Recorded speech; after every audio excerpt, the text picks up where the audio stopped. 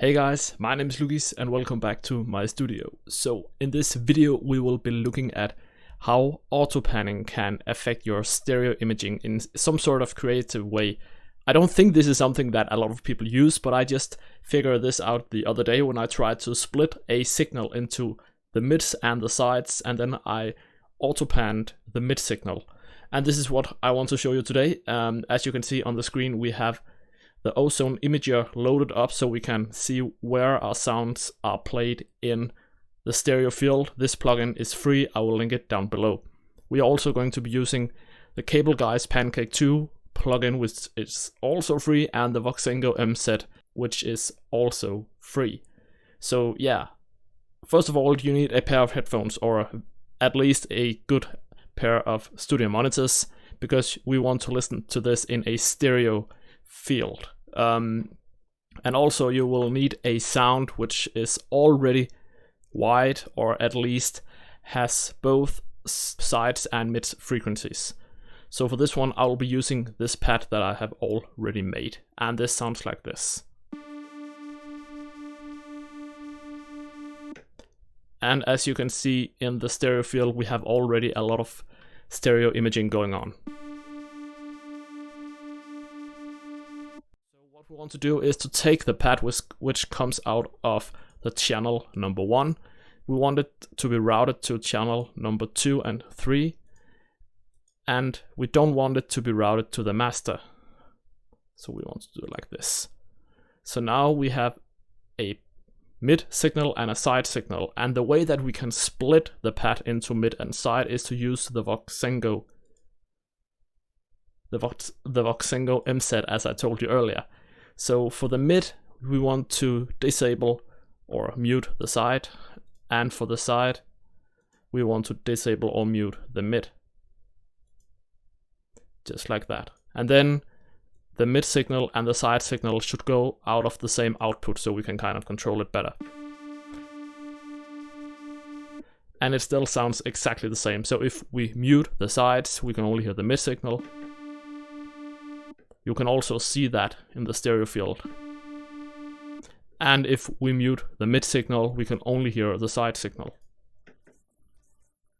which you can also see in the stereo field. And together it sounds just like the pad we had in the beginning. So now we are kind of prepared for what we are going to do next. So the thing that we can do here is to take a auto panner, for instance Pancake 2, and if we only use it on the mid, and let's just mute the side for now, it sounds like this.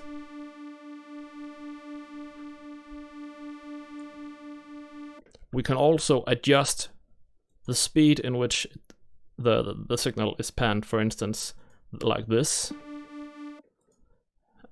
I would go with this. Yes, and then we can kind of mix it down a bit.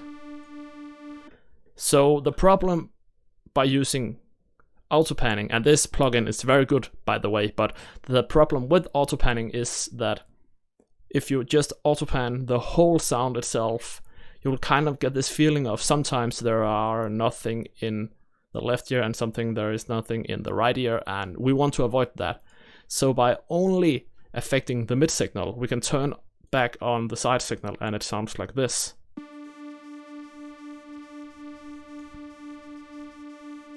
So you can hear the mid signal going from the left to the right, or from the right to the left, however you put your settings. And then you can go to the output signal and also add this Voxengo MSED plugin. And then you can turn up the side gain to really affect how much the stereo field is being affected. And you can also just go back to the Pancake plugin and turn down the mix if the panning is too harsh.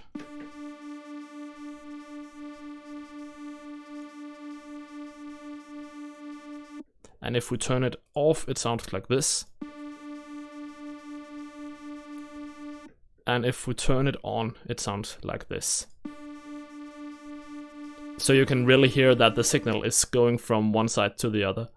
So this is kind of just a little quick video to show you how auto panning and stereo imaging works really well together when you do it right. You can also just do it on the side signal if you want to, but I would prefer to do it on the mids because then you kind of control the space within where you are. So yeah, thank you for watching this tutorial. Leave a like, comment, subscribe if you haven't already. I will make more videos like this, and you can also check out my channel for plenty of more tutorials. I'll see you in the next video. Goodbye.